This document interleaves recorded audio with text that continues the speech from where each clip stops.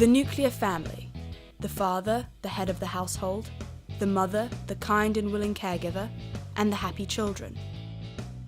This child-centered family unit has been the most esteemed setup in the Western world since the early 1900s, developing out of the changing geographical constraints in reaction to the Industrial Revolution.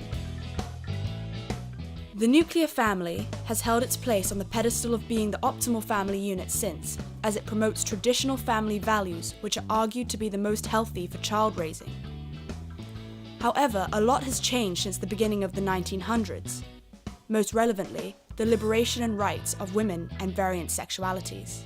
Is it therefore still relevant to assume that the nuclear family, with a mother, father, and their biological children, is the most optimal family unit for personal happiness and child raising? Or is it potentially time to appreciate a more diverse range of family setups? I grew up in an all-female household. I'm on the right and about 4 years old. My mother was the tireless breadwinner, working hours long enough to make it count, but never too long to miss asking how our day was. My sister was a loyal companion, looking up to me as her bigger sister, but still being strong enough to hold her own. Though truly no family can be perfect, there must be rooms for accepted variations to the nuclear setup, instead of exceptions to it as the rule. I decided it would be fascinating to understand how other species raise their young.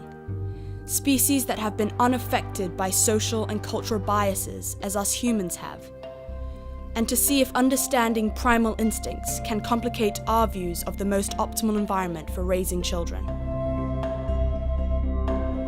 The matriarchal family structure of elephants is a natural place for me to start.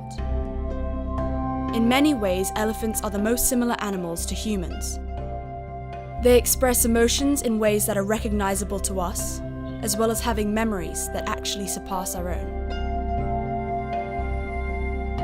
In the elephant world, the women band together, remaining as a close-knit unit for their entire lives, whereas the males leave the herd once they are able to be independent. In this herd, Nana is the matriarch, and here she leads her herd to graze. Nana's 30 years of life have given her ample experience to care for and to provide as a good role model for the younger cows.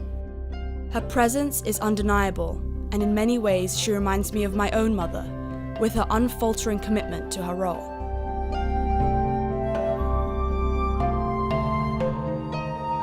The formation of a community raising the young is something me and the elephants can relate to. I took on many of the responsibilities of caring for my younger sister. I'd take her to school, make sure she got to class with her lunchbox, and helped her with her homework. I learned a lot about responsibility and patience, and I developed a strong bond with her. These are some of the best memories of my childhood, and the opportunity may have been lost had we been brought up in a traditional nuclear household. Other species do not adopt the same community methods for raising their young. Warthogs do not maintain the same community system because of demand on resources. Warthogs are able to have up to 10 piglets, and usually 3 or 4 can survive. If all the females raised their piglets together, there would not be enough food potential for them all to survive.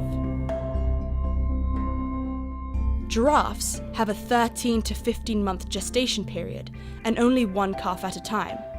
Though they are in a similar position to elephants in this way, they adopt individualistic methods for raising their young. So individualistic that if a predator threatens the herd, the mother will run to protect herself, leaving her calf behind. Nana has been priming Schoppy, the next oldest cow in the herd, for motherhood. Despite the fact that she is 12, and most elephants reach sexual maturity around 12 to 14 years of age, Schoppy has been showing signs of pregnancy.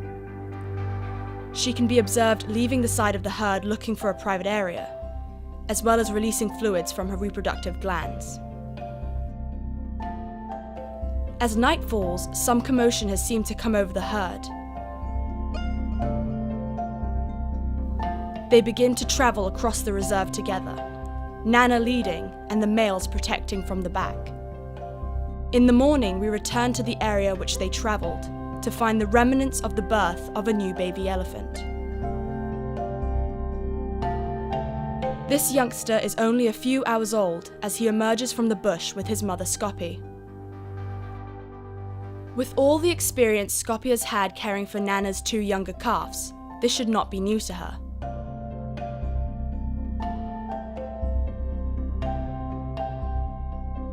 The birth of a new elephant is a reason for the whole herd to celebrate. They all gather together, greeting the little one by touching him with their trunks, welcoming him to the herd.